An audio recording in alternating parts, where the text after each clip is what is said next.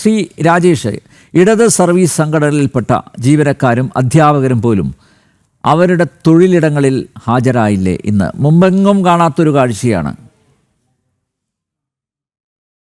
സത്യമാണത്.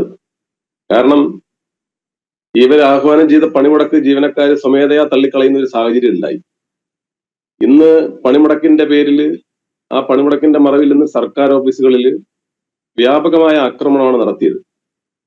ഈ ഇവർ നൽകിയ ആഹ്വാനം എന്തിനെന്ന് പോലും മനസ്സിലാവാതെ, നേരത്തെ നമ്മുടെ ബഹുമാന്യനായ ഹരിദാസ് ജി പറഞ്ഞതുപോലെ, എന്തിനു വേണ്ടി പണിമുടക്കുന്നു, ജീവനക്കാർ എന്തിനാണ് പണിമുടക്കുന്നതെന്ന് ജീവനക്കാർ പരസ്പരം ചോദിക്കുന്ന ഒരു ഗതികേടിലായിരുന്നു. എങ്കിലും നമുക്ക് സർവീസ് മേഖലയിലെ സാഹചര്യം അറിയാം. സർവീസ് മേഖലയിലെ പ്രബല സംഘടനയും ഭരണാനുകൂല സംഘടനയും അവരുടെ ഭരണസ്വാധീനം ഉപയോഗിച്ച് ജീവനക്കാരെ ഭീഷണിപ്പെടുത്തി പണിമുടക്കിന്റെ പാതയിൽ കൊണ്ടുവരാൻ ഒരു വലിയ ശ്രമം തന്നെ നടത്തിയിരുന്നു. പക്ഷെ നിർഭാഗ്യവശാൽ അതൊക്കെ പൊളിഞ്ഞു പോകുന്ന ഒരു സാഹചര്യമാണ് ഇന്നുണ്ടായത്. അതിനെയൊക്കെ അതിജീവിച്ചുകൊണ്ട്, ആ ഭീഷണി അതിജീവിച്ചുകൊണ്ട് ജീവനക്കാർ ഇന്ന് സ്വമേധയാ ഓഫീസുകളിൽ എത്തിയിരുന്നു. അപ്പോൾ അവരതിനൊരു മറ്റു മാർഗം കണ്ടെത്തി.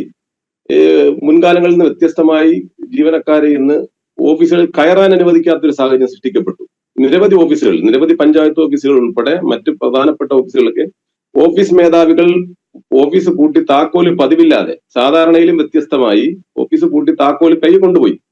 അങ്ങനെ കൊണ്ടുപോയപ്പോൾ ഓഫീസുകളിൽ കയറാൻ ജീവനക്കാർക്ക് പറ്റിയില്ല. മേധാവികൾ പലരും പണിമുടക്കിലായിരുന്നു. അവർ പണിമുടക്കിന്റെ പേര് പറഞ്ഞ് അവർ പണിമുടക്കിൽ പങ്കാളികളായതിന്റെ പേരിൽ അവരാ ഓഫീസുകളിൽ എത്താനോ താക്കോല് കൈമാറാനോ തയ്യാറായില്ല. അങ്ങനെ ജീവനക്കാർക്ക് ഓഫീസിൽ കയറാൻ പറ്റാത്ത നിരവധി സംഭവങ്ങളുണ്ട്. ഇന്ന് സംസ്ഥാനത്ത് വിവിധ മേഖലകളിൽ അങ്ങനെ സംഭവം നടന്നിട്ടുണ്ട്.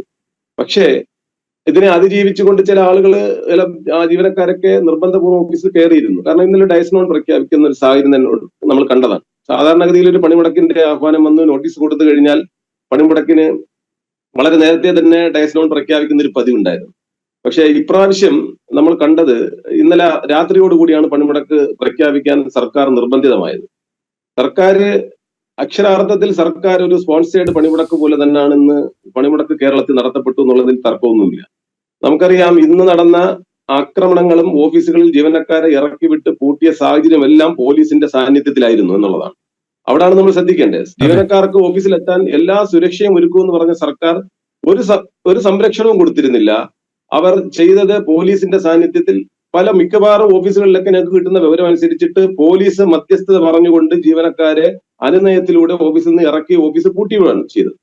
ഇതാണ് ഇന്ന് കേരളത്തിലെ സാഹചര്യം. ഈ പണിമുടക്ക് ജീവനക്കാരുമായി യാതൊരു ബന്ധവുമില്ലാത്ത വിഷയങ്ങൾ ഉന്നയിച്ച് നടത്തുന്ന പണിമുടക്കിൽ ജീവനക്കാർ എന്തിനു പങ്കെടുക്കണമെന്ന് ജീവനക്കാർ പരസ്പരം ചോദിക്കുകയാണ്. പക്ഷെ ഭീഷണി നമുക്കറിയാലോ, സർവീസ് മേഖലയിൽ ഒരു കടുത്ത രാഷ്ട്രീയമാണ്. ഭരണസ്വാധീനം ഉപയോഗിച്ചുള്ള സ്ഥലം മാറ്റ ഭീഷണിയിലൂടെയാണ് ജീവനക്കാരെ ഇങ്ങനെ അടിച്ചമർത്തി വെച്ചിരിക്കുകയാണ്. ഒരു പക്ഷേ ഇന്നിപ്പോ നമ്മുടെ കുമളിയിൽ കണ്ട ഒരു വിഷയം, കുമളിയിൽ നമ്മുടെ ഒരു സഹപ്രവർത്തകനെ മർദ്ദിക്കുന്ന ദൃശ്യങ്ങൾ, എനിക്ക് തോന്നുന്നു അത്തരത്തിലുള്ള നിരവധി സംഭവങ്ങളുണ്ട്. ആ ഒരു സംഭവം പുറത്തു വന്നിട്ടുണ്ടെന്നുള്ളതേ ഉള്ളൂ. വീഡിയോ ചിത്രീകരിക്കപ്പെട്ടതൊരെണ്ണം പുറത്തു വന്നു എന്നുള്ളേ ഉള്ളൂ.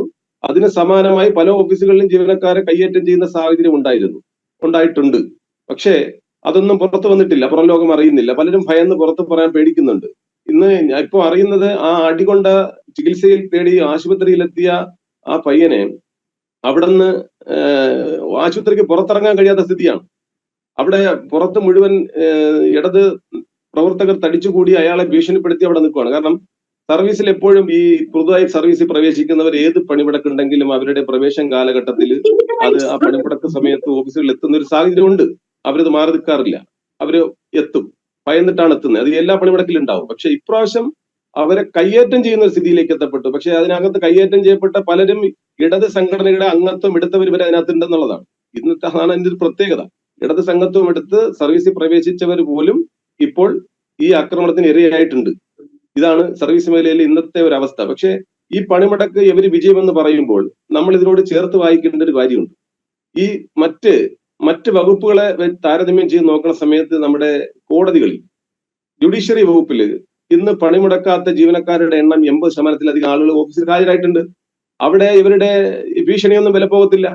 ഇവരുടെ യാതൊരു ഭീഷണിയും അവിടെ നടക്കാത്ത സ്ഥലമായതുകൊണ്ട് ജീവനക്കാരെല്ലാം നിർഭയം ജോലിക്കെത്തുന്ന ഒരു സാഹചര്യം ഉണ്ടായി. പക്ഷെ മറ്റു വകുപ്പുകളിൽ അതല്ല സ്ഥിതി. അവിടെ ഈ സ്ഥലം മാറ്റ ഭീഷണിയുടെ പേരിൽ ജീവനക്കാരെ ഭയപ്പെടുത്തി ഇങ്ങനെ പണിമുടക്കിന്റെ ഭാഗമാക്കി നിർത്താൻ വലിയ ശ്രമം നടന്നിട്ടുണ്ട്. പക്ഷെ എന്തായാലും ഈ പണിമുടക്ക് ജീവനക്കാർ സ്വമേധയാ തള്ളിക്കളഞ്ഞിട്ടുണ്ട്. പക്ഷേ ജീവനക്കാർക്ക് നേരെ ഉണ്ടായ ഈ അതിക്രമങ്ങളും അക്രമങ്ങളും തടയുന്നതിൽ ഉത്തരവാദിത്തപ്പെട്ട സർക്കാർ പൂർണ്ണമായി പരാജയപ്പെട്ടു എന്നുള്ളതാണ് ഞങ്ങൾക്ക് ഇതുമായിട്ട് പറയാനുള്ളത്.